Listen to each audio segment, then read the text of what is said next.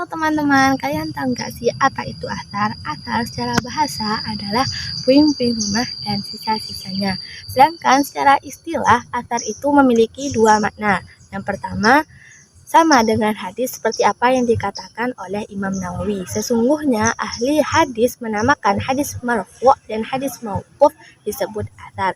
Yang kedua, bermakna sesuatu yang datang dari sahabat, yakni bahwasanya athar itu dikhususkan untuk mauquf, yang mana definisi asal dari athar adalah sisa-sisa, maka athar dikhususkan untuk perkataan sahabat, yang mana perkataan sahabat itu adalah sisa-sisa perkataan Nabi. Contoh, qala Sayyidina Umar kadza, qala Abu Bakar kadza, qala Sayyidina Ali kadza. Sampai di sini ya teman-teman. Laliko.